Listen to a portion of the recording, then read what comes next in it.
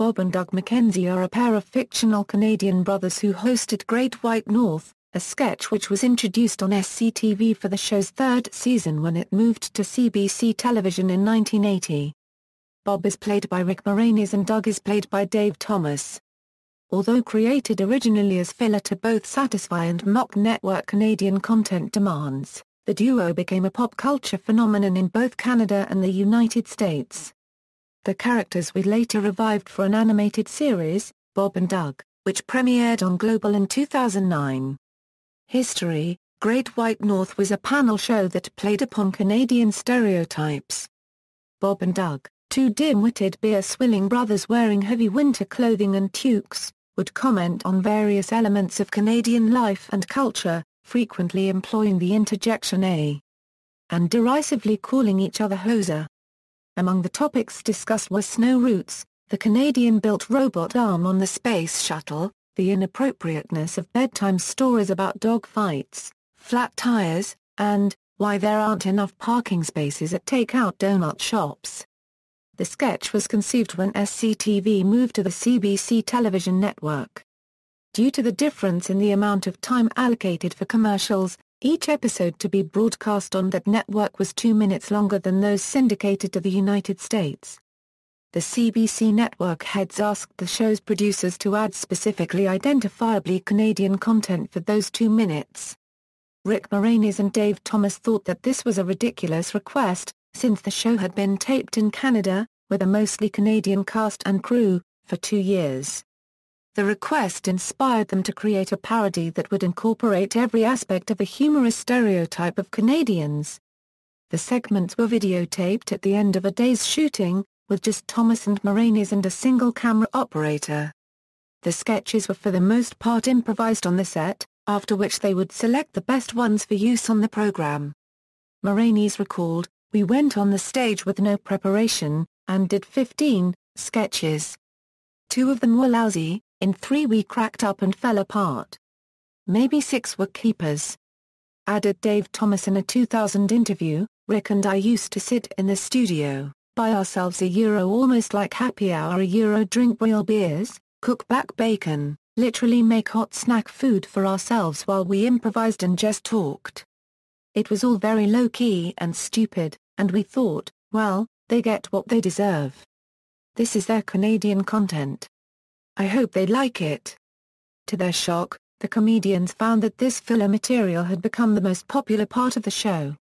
Though initially intended for Canadian TV only, some of the 2-minute Great White North segments would find their way into U.S. versions of the 30-minute shows due to a shortage of content that week. When NBC ordered the 90-minute shows for the 1981 season, they specifically cited good affiliate feedback on the 2 dumb Canadian characters, and requested that the characters be included in every program. They rode the crest of a fad, peaking in 1982-83, that produced one comedy album, The Great White North, and a movie, Strange Brew.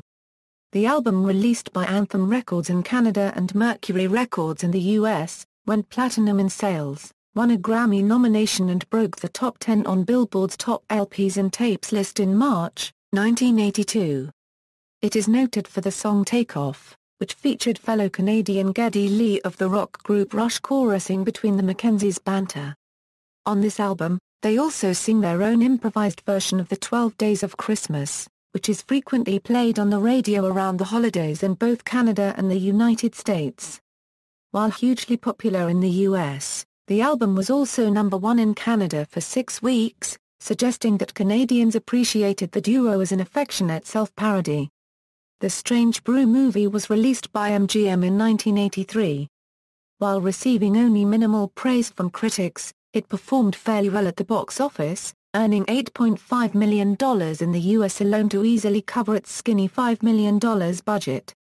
Subsequent to its initial theatrical release in 1983, Strange Brew was released by MGM in both beta and VHS formats and subsequently repackaged and re-released on VHS and Laserdisc by Turner, which acquired the MGM library in 1986, then also several times on VHS and DVD by Warner Brothers, which acquired the library when Time Warner merged with Turner in 1996.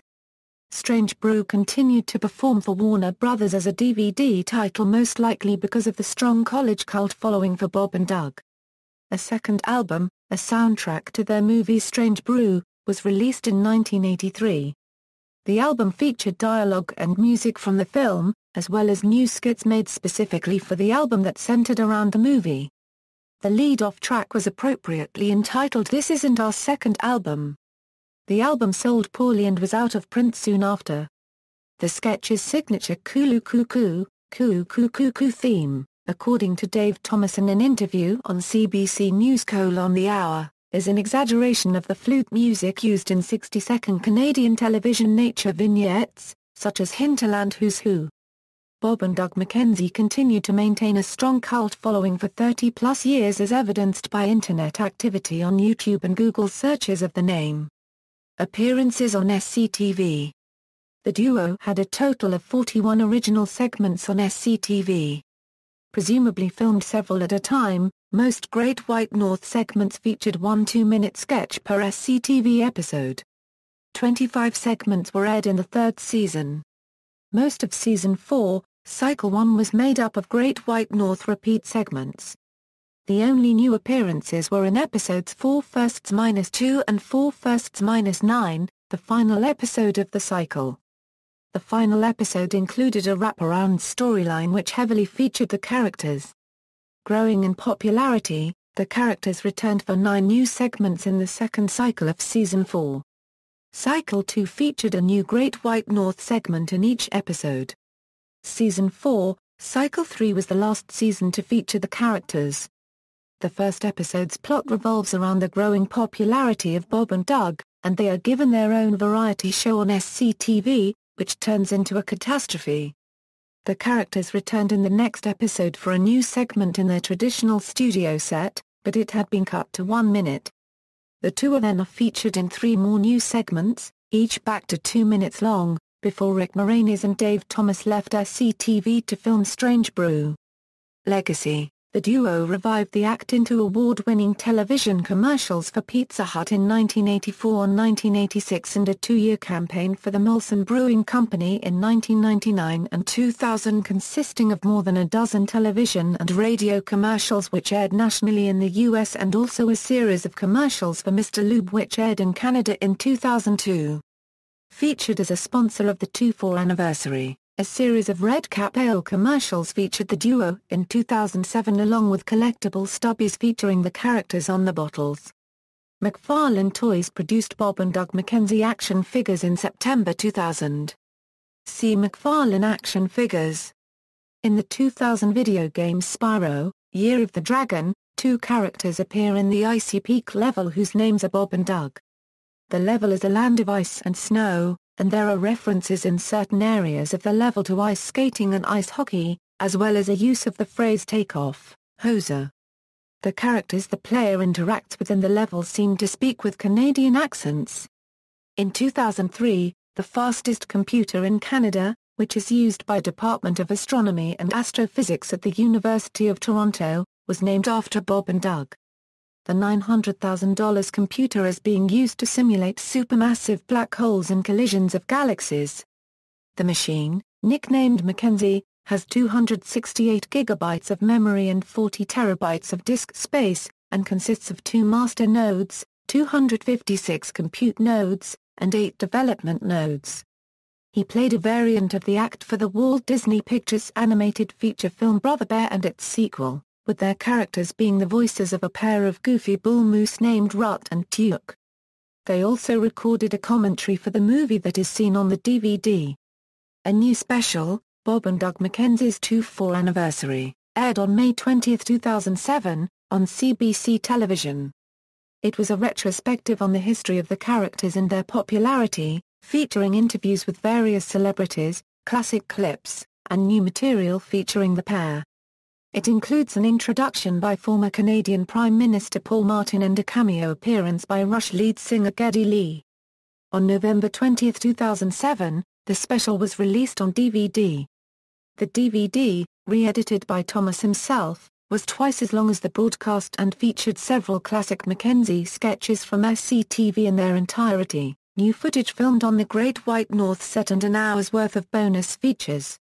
A Bob and Doug McKenzie bottle opener was included in every DVD.